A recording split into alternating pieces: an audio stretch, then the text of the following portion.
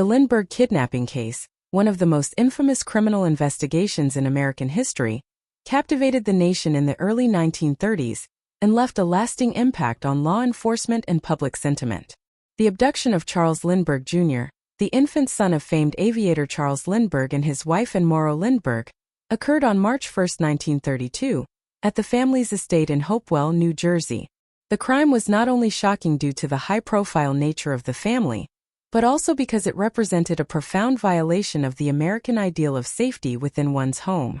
Charles Augustus Lindbergh, often referred to as Lucky Lindy, gained international fame for his historic solo nonstop flight from New York to Paris in 1927.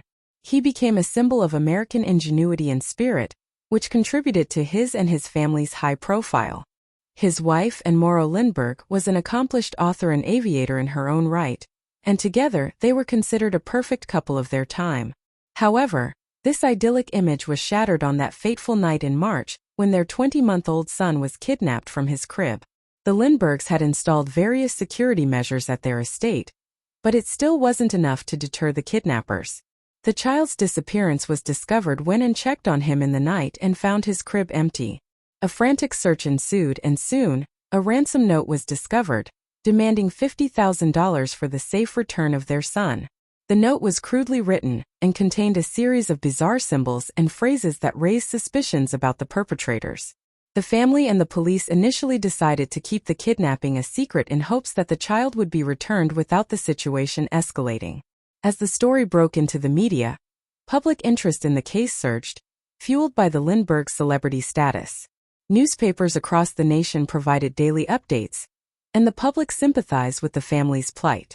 This case became a focal point for discussions on crime, safety, and the social fabric of the nation during a time when the Great Depression had heightened anxiety and insecurity. The Lindberghs received countless letters from the public, including offers to assist in finding their child and suggestions on how to deal with the situation. The investigation quickly garnered national attention, and law enforcement agencies, including the New Jersey State Police and the Federal Bureau of Investigation, became involved. They meticulously examined the ransom note and the crime scene for clues, but progress was slow. The Lindberghs' wealthy status complicated matters, as they sought the best available resources to find their son, and this sometimes led to a disconnect between their needs and the capabilities of law enforcement. As the weeks went by with no sign of Charles Jr., the pressure mounted. The Lindberghs ultimately decided to comply with the ransom demand. They prepared to pay the ransom, and on April 2, 1932, they handed over $50,000 to a man who claimed to be the intermediary for the kidnappers. This man was later identified as John Condon, a local businessman who had contacted the Lindberghs after expressing a desire to help. Condon met with the alleged kidnappers, who instructed him on how to handle the ransom payment. The plan was fraught with tension, and the family and police were hopeful that this would lead to the safe return of their son. However, after the ransom was paid, the Lindberghs received no further communication from the kidnappers. Days turned into weeks and desperation set in. It wasn't until May 12, 1932, that tragedy struck again. The remains of Charles Lindbergh Jr. were discovered in a wooded area not far from the Lindbergh estate. The child had been dead for several weeks, and the autopsy revealed that he had died from a fatal blow to the head. The news devastated the Lindbergh family and the nation. The discovery of the body sparked a renewed investigation into the case, and public outrage grew against the kidnappers. Law enforcement agencies doubled their efforts to track down the culprits. The investigation took many turns, but the pivotal moment came when a landmark piece of evidence emerged: the ransom money. The Lindberghs had paid the ransom in gold certificates, which were easily traceable. Over time, investigators began to see patterns in the spending of the ransom money, which led them to a man named Bruno Richard Hauptmann. Hauptmann was a German immigrant who had a history of petty crime. He was arrested on September 19, 1934, after police discovered $14,000 of the ransom money in his possession. This marked a significant turning point in the investigation, as authorities began to piece together the case against him.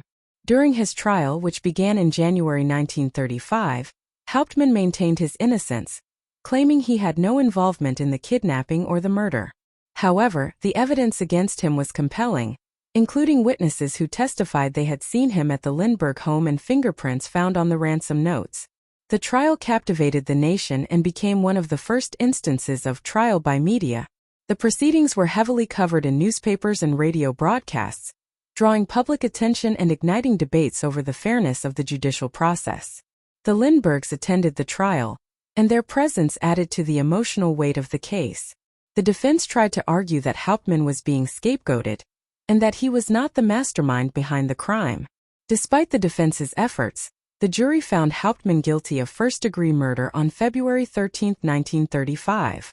He was sentenced to death, and his execution was scheduled for April 1936.